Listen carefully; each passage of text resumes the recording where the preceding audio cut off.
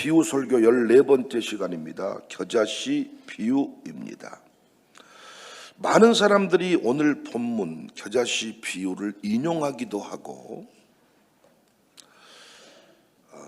이 비유에 대해서 나름대로 적용을 하기도 합니다. 많은 경우 오늘 본문의 비유를 작지만 크게 된다, 이렇게 해석을 하는 것 같습니다. 틀린 말은 아니에요.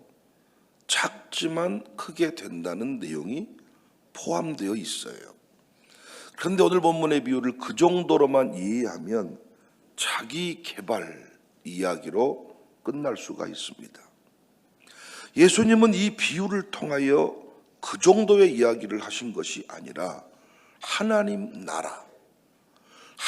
나라가 어떻게 확장이 되는가, 그리고 왜 그 확장이 예상 밖이 되는가를 설명하는 비유입니다.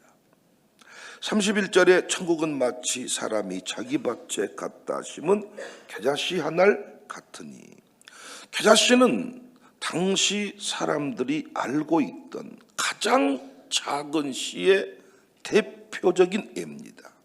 여러분이 검색해 보면 그 작은 겨자씨를 확인해 볼 수가 있습니다. 하나님 나라는 처음부터 아주 작게 겨자씨가 어딨어라고 하다가 날아가 버릴 만큼 작습니다. 아주 작게 눈에 보이지 않을 정도로, 무시당할 정도로, 의미 없어 보일 정도로 시작한다는 거예요. 이게 하나님 나라의 시작입니다. 그래서 사람들이 오해합니다. 이게 맞나? 이게 하나님 나라야? 그런데 오늘 본문에서 우리가 놓치지 말아야 될 중요한 포인트가 비정상적인 성장의 모습을 보입니다. 32절에 이는 모든 씨보다 작은 것이로되 자란 후에는 채소보다 커서 나무가 되매. 여기서 중요한 단어가 있는데 나무가 되매. 겨자씨는 원래 나무가 되지 않아요. 큰 풀이에요. 이 식물은 씨앗은 매우 작고 빠르게 자라며 보통 2-3m까지 성장을 합니다. 실제로 보면 사람 키를 훌쩍 넘는 큰 식물입니다. 식물학적으로 보면 겨자는 나무가 아니에요. 원문으로 보면 분명히 목본 식물을 의미하는 단어입니다. 여러분이 이렇게 검색을 해보시면 겨자씨 나무라고 치면 큰 고목과 같은 나무가 나와요. 이게 어떤 겨자씨 나무라고 불리는 나무가 있습니다. 근데 여기서 말하는 이 겨자씨는 유채꽃과 같이 생긴 큰 풀. 예수님은 비유를 말할 때 당시에 옆에 있는 것들을 들어서 설명을 하는 거잖아요. 그 당시 갈릴리 지역에 그 예수님이 가르쳤던 동네의 풍경을 연상해 보면 노란 꽃이 핀 겨자씨 이 풀을 말합니다. 그런데 나무가 된다, 이렇게 표현을 했어요. 풀보다 커진다 이렇게 말하지 않고 나무가 된다. 구약에서 큰 나무는 단순한 식물이 아닙니다. 왕국, 제국, 통치 구조를 상징해요. 예를 들면 다니엘 4장 11절 12절에 보면 그 나무는 크고 견고해져서 공중의 새들이 그 가지에 깃들였다. 거대한 나라, 제국, 통치 체계를 말합니다. 예수님께서 겨자씨는 나무가 되고 새들이 깃든다고 말씀하신 것은 의도적으로 구약의 왕국의 이미지를 끌어오신 거예요. 예수님은 일부러 나무라고 표현한 거예요. 하나님 나라가 단순히 커지는 것이 아니라 왕국 수준으로 확장된다는 것을 보여주기 위함입니다. 동시에 그 성장 방식은 비정상적이고 예상 밖이라는 것을 강조하고 있어요. 그러니까 예수님이 말씀하신 나물은 식물학적 설명이 아니라 일종의 신학적 선언이라고 할 수가 있습니다. 저는 우리 안에 이런 선언이 반복되기를 원합니다. 겨자씨의 비약적 성장에 관하여 씨를 보면서 하나님 나라를 볼 수 있는, 왕국을 볼 수 있는 이런 안목이 열려서 어떤 이야기를 할 때 상식에 부합하는 정도의 이야기가 아니라 기껏해야 우리 동네에서 조금 커진다는 이 정도 개념이 아니라 하나님 나라라는 관점 속에 왕국의 그림을 그리면서 아이들을 축복할 때도, 이 동네를 축복할 때도, 여러분의 담임 목사를 향해 축복할 때도 이 정도의 그림을 보고 이야기할 수 있어야 된다.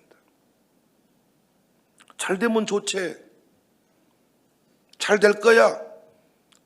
우리가 생각하는 잘 될 거야 개념은 기껏해야 밥 벌어 먹고 살 거야, 빚 갚고 용돈 좀 주며 살 거야, 기껏해야 은퇴하고 전원주택 하나 지어서 텃밭 가꾸고 살 거야. 여러분 뭐 하고 싶으세요? 자, 그거 얘기해 드릴게요. 기껏해야 크루즈 여행 다니면서 살 거야, 이 정도. 돈 걱정하지 않고 살 거야. 근데 어떻게 하면 돈 걱정 안 할까요? 있으면 돈 걱정 안 할까요? 통장에 돈이 쌓인 사람일수록 돈 걱정은 많습니다. 돈이 많으면 걱정을 안 하는 게 아니라 재벌들은 돈 걱정 안 할까요? 아닙니다. 기껏해야 그 정도 이야기를 한다는 거지. 근데 풀인데 나무가 된다. 그래, 이거 블룸버그는 이 비유는 하나님 나라의 확장이 인간의 기대와 다르게 이루어진다는 점을 강조한다. 그런데 그 다음 얘기가 조금 또 복잡해요. 32절에 공중의 새들이 와서 그 가지에 깃들이느니라. 성경에서 새는 항상 긍정적인 이미지만을 말하는 게 아닙니다. 그러니까 이 장면은 혼합과 긴장을 포함하고 있는 확장입니다. 하나님 나라는 커지지만 그 안에는 순수하지 않은 요소, 우리가 기대하지 않은 것들까지 함께 들어온다는 거예요. 시작학자 에레미야스는 겨자씨 비유는 단순한 성장의 비유가 아니라 예상 밖의 결과와 하나님의 주권적 확장을 보여준다. 처음에는 아무도 주목하지 않던 작은 씨였습니다. 그런데 시간이 지나고 보니까 누군가가 기대하고 만든 나무가 아니라 하나님이 자라게 하신 나무가 되어 있어요. 그리고 그 나무에는 우리가 예상하지 못했던 존재들이 스스로 찾아와서 앉아요. 새를 초대합니까? 새야 와라 그럽니까? 초대하지 않았는데, 계획하지 않았는데 그늘이 필요해서 새들이 온 거예요. 여기 하나님 나라 비밀이 드러납니다. 하나님 나라는 우리가 설계한 모양으로 완성되지 않아요. 처음에 우리 청사교회 시작도 백윤영을 전제로 하지 않았습니다. 제가 이 교회에 부임해서 목회를 시작하면서도 여러분을 저는 기대하지 못했습니다. 생각지도 못했던, 계획에도 없었던 사람들이 우리 교회로 온 겁니다. 우리가 통제할 수 있는 규모로 머물지 않습니다. 우리가 선별한 사람들만 모이는 공동체로 끝나지 않습니다. 하나님이 키우시면 결국 누군가가 와서 쉴 수밖에 없는 나무가 됩니다. 사람들이 와서 숨을 고르고 상처를 내려놓고 다시 살아갈 힘을 얻는 그늘이 됩니다. 지금 우리 교회 모습과 같지 않냐고요. 17년 전 우린 겨자씨와 같았습니다. 누구 하나 관심을 두지 않았습니다. 우리가 해온 많은 일들이 다 겨자씨와 같았습니다. 학생 한 명으로 시작된 샬롬 아카데미. 샬롬 아이들과 기도하려고 만든 마룻바닥 기도회, 처치 스테이, 이주민 사역, 선교 기업 등 모든 것이 작고 미약해 보였습니다. 그런데 분명한 것은 자랐잖아요. 그랬더니 어느 순간 생각도 못했던 사람들이 우리 교회에 왔습니다. 모든 영역의 지도자들과 각종 사연을 가진 자들이 우리 교회로 향하고 있습니다.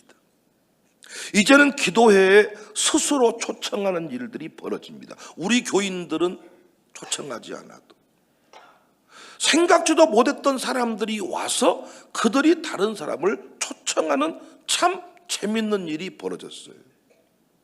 우리 교회 잔치인데 우리 교인들만 있는 게 아니라 밥도 우리가 하고 장소도 우리 교회인데 우리 교인만 그 자리에 있는 게 아니라 생각지도 못했던 사람들이 와서 그곳에서 은혜를 받고 인생의 문제를 해결받고 오히려 자신들이 다른 사람을 데려와. 더 이상 우리 교회만의 교회가 아니에요. 이게 하나님 나라입니다. 내가 시작한 기업인데 어느 순간 이 기업이 내 기업이 아니에요. 비약적인 성장을 이루어요. 하나님이 키우세요. 그리고는 생각지도 못했던 방식으로 이 기업이 쓰임받게 하십니다. 우리 교회만의 교회가 아니라 광주의 교회가 되었어요. 저는 통합시에 걸맞는 교회가 되게 해달라고 기도해요. 시는 커졌는데 그 시를 아우를 만한 교회가 필요하지 않겠어요? 이제는 이주민들이 함께하고 있어요. 이주민의 아들, 딸들이 우리 아이들과 섞이고 있어요. 유대인만 아니라 이방인들이 함께하는 하나님 나라, 그 모습이 실현되고 있어요. 물론 축복하는 사람만 오는 게 아니라 우리를 공격하기 위해도 옵니다. 비난하는 사람도 있잖아요. 어제도 말씀드렸죠. 비난을 받는다는 것은, 공격을 받는다는 것은 살아있다는 거죠. 북한이 싫어하는 군인이 있다는 것은 진짜 군인인 거죠. 북한이 매우 좋아하는 군인이 있다면 그놈은 간첩이겠죠. 교회가 생각지도 못했던 여러 상황들이 펼쳐진단 말이에요. 이게 하나님 나라의 모습이라는 거예요. 완벽한 사람만 오는 게 아니라 변화될 사람이 옵니다. 담배 냄새도 풍기고 술 냄새도 풍기고 이런저런 사연을 가진 사람들이 오는 거예요. 건강하다는 증거죠. 사연이 많은 사람이 올수록 그 교회는 건강하다는 증거죠. 그래요, 안 그래요? 중환병을 가진 사람이 찾아오는 병원일수록 좋은 병원이잖아요. 그냥 나이롱 그냥 어떤 이렇게 어쩔 수 없이 입원을 해야 되는 이런 사람들이 입원하는 병원, 큰 실력이 필요 없잖아요.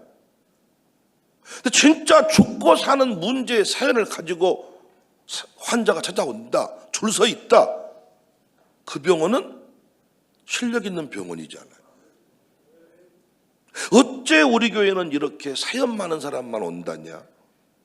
여러분, 이게 건강한 공동체의 모습입니다.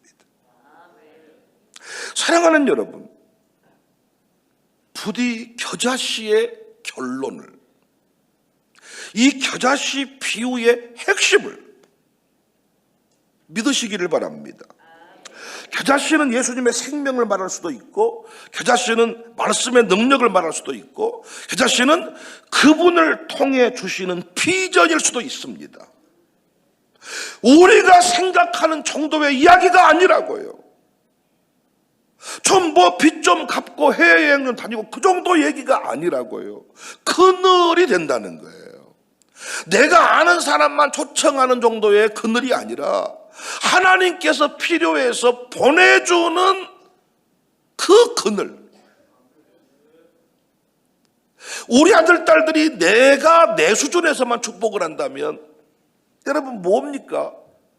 공무원 정도 하면서 또는 뭐 직장생활 하면서 이 정도일 건데 하나님 우리 아들, 딸들 성장시키실 때 생각지도 못했던 길로 피약적인 우리가 가보지도 않았던 길로 하나님은 그를 막 인도해 가신단 말이에요. 이게 피약적인 성장입니다.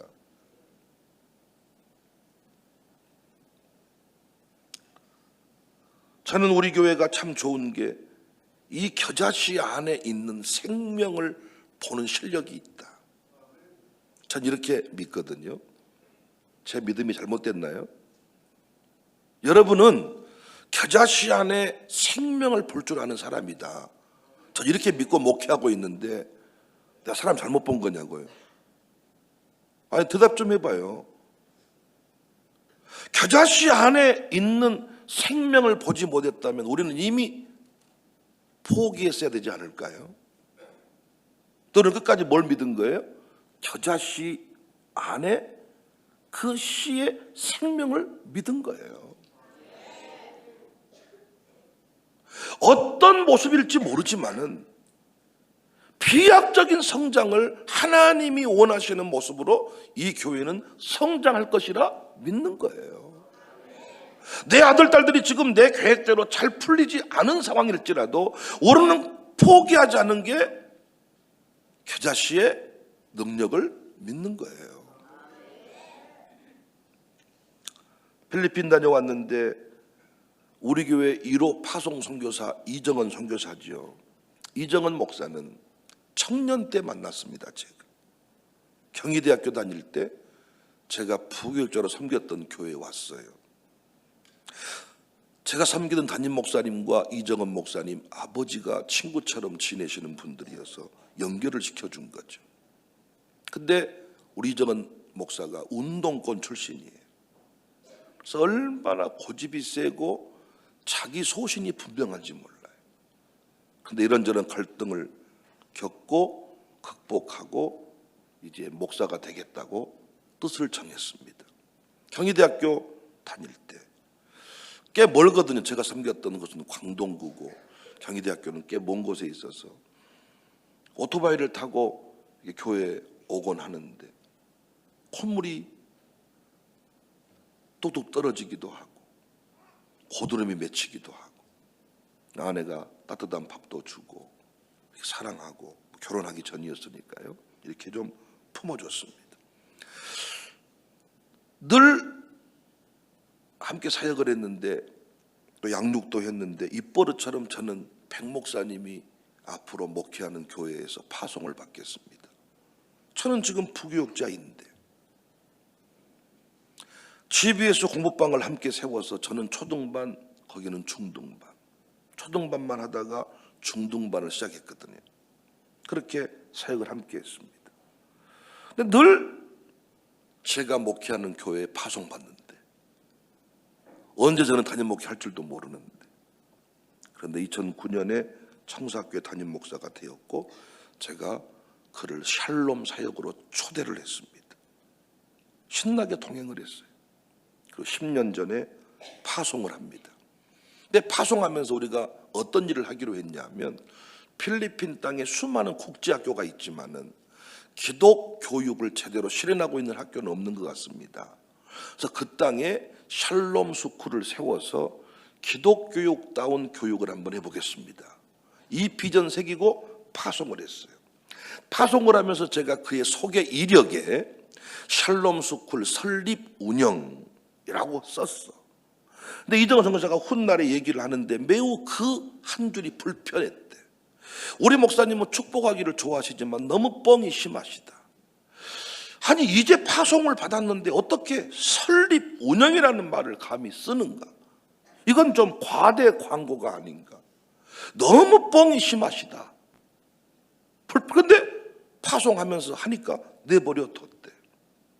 근데 선교지에 갔습니다. 선교지를 정하는 과정이 여러 가지 있었지만은 전임 선교사를 만났어.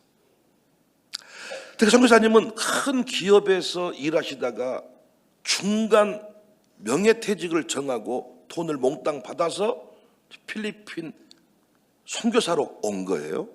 근데 그분이 그 모든 전 재산을 들여서 학교를 세우고 정부로부터 인가까지 득한 학교 이름이 샬롬 아카데미야. 그리고 그 교회 이름이 샬롬 루비 장로교회야. 자기는 샬롬이라는 그 단어를 접할 때 충격을 받았대. 샬롬, 나한테 전화가 왔어. 연락이 왔어. 목사님, 저 솔직히 목사님이 샬롬 스쿨 설립 운영이라는 말을 쓸 때 매우 불편하고 이게 너무 심하지 않나 그랬는데, 목사님 놀랍게 이 나가시티에 샬롬 스쿨이 있습니다. 샬롬 아카데미가 있습니다. 샬롬 교회가 있습니다. 더 놀라운 건 뭔 줄 아세요? 그 선교사님이 그 엄청난 일들을 이루어 놓으셨어요. 그 학교와 교회 부지 외에 선교센터 하라고 4,000평 땅, 병원 하라고 그 큰 대로변 주변에 병원 지을 수 있는 120평 땅, 이 모든 걸 평생토록 일구신 거야. 그런데 일면식도 없었던 이정은 선교사에게 마음이 동해서 어느 날 갑자기 부르더니 네가 맡아라. 그럼 막 넘겨주면서 우리는 온갖 계약서를 쓰라 그러고 서약서를 쓰라 그러고 물러나기만 하지 뒤에서 전부 다 아주 그냥 상황 행세를 하는데, 이분은 맡아라고 하더니 그 다음날 떠나버렸어. 연락처도 안 가르쳐주고 지금 나가시티에 와도 연락도 안 하는데, 한번 연락이 와서 밥 먹고 호텔을 잡아드렸더니 그 뒤부터는 아예 연락도 없어. 이게 하나님 나라입니다. 우리가 생각을 했을 때 언제 이정은 파송해서 언제 학교를 세우고 언제 거기서 언제 10년 지나도 안 되겠다. 그런데 목사님은 뭔 뻑이 저렇게 심하다냐. 아니 파송하면서 샬롬 스쿨 설립 운영? 성령께서 감동 주신이 있었어. 뻥친 게 아니라. 내가 목회하면서 못한 데 뻥친답니까? 내가 뭐 투자 가를 모집해가지고 뭐 하는 거 아니잖아요. 감동대로 한 겁니다. 그랬더니 그의 인생, 그 아주 매우 이정은 목사가 이성적인 사람이에요. 그래서 저랑 살면서 영적인 체험들을 많이 했습니다. 제가 총신대 시험을 봐야 되는데, 신대원 시험 경쟁률이 높을 때인데 방과후 공부방을 해야 돼요. 보통은 학원 들어가서 공부를 해야 되는데, 내가 뭐라고 말하냐면 너 일 열심히 하나님이 네 학교, 네 대학원 붙게 하신다. 근데 실제로 자기 동기 또 다른 사람은 학원 들어가서 공부를 했어. 근데 그는 떨어졌어. 그는 학원 안 들어가고 나랑 공부방 죽어라고 했어요. 합격했어. 그런 체험들이 있었습니다. 이 교회 와가지고도 샬롬 스쿨을 세우는데, 이 제가 한 사람이 전 과목 다 하는 시스템으로 가자. 이때도 안 됩니다. 경희대학교 사범대학교를 졸업한 친구니까 그건 불가능합니다. 어떻게 수학 전공한 사람이 영어를 가르칩니까? 아니다. 할 수 있다. 해보겠다. 역시 됐습니다. 그리고 샬롬 스쿨의 그 모델이 된 거예요. 이번에도 그 체험을 한 거죠. 생각지도 못했던 방식으로 하나님이 누리게 하시고, 그 선교사님 입장에서도 성장했는데 생각지도 못했던 이정은이가 와서 그 선교지를 맡게 되는 거고, 이게 하나님 나라입니다. 우리 교회는 어린이를 단순히 어린이로 보지 않습니다. 그를 통해 이루실 하나님 나라를 보고 있습니다. 오늘 본문의 비유, 여러분이 이해하신 것과 같은 수준이신가요? 아니면 조금 더 다른 고차원의 이야기를 품고 있나요? 제가 오늘 설교한 대로 이해하고 계셨다면 잘하신 거고요. 작지만 커진다, 이 정도로만 이해했다면 오늘 제 설교 새기시면 좋겠습니다. 작은 씨 하나가 땅에 들어갔어요. 그 씨는 자신의 크기를 증명하려고 애쓰지 않았어요. 자신이 얼마나 대단한지 드러내려 하지 않았어요. 그냥 땅에 묻혔습니다. 사라지는 것처럼 보입니다. 그런데 거기서 하나님 나라는 시작되었습니다. 하나님 나라는 드러나는 데서 시작되지 않고 사라지는 데서 시작됩니다. 인정받는 자리에서 시작되지 않고 묻히는 자리에서 시작됩니다. 박수 받는 자리에서 시작되지 않고, 거기서 자라지 않고 아무도 보지 않는 자리에서 자랍니다. 그런데 그 자람의 속도가 비약적이야. 상식을 초월해버려. 풀인데 나무처럼 커. 하나님 나라의 왕국이 돼버려. 우산동에서 자랐는데 하나님 나라를 품는 열방의 지도자가 되는 거예요. 우리 아이들을 축복할 때 이 관점에서 축복을 하는 거지. 키껏해야 조금 대학 좋은 데 가라, 키 좀 커라, 뭐 몸무게가 좀 줄어들어라, 이런 정도로 얘기를 하니까 우리가 기복이라는 얘기를 듣는 겁니다. 여러분, 하나님 나라의 안목이 열려져서 오늘 아침부터 기도가 달라지기를 바라고, 하나님 나라의 관점을 제대로 이해해서 여러분, 내가 섬기는 기업도 위대한 성장이 이루어질 것이 묻히는 거예요. 소리 관심도 사람들이 알아주지도 않아. 묻히는 거예요. 묻히는 데서 하나님 나라가 시작이 되는데, 비약적인 성장이고 초청하지도 않은 사람들이 와서 그곳에서 함께 기쁨을 누린다는 것.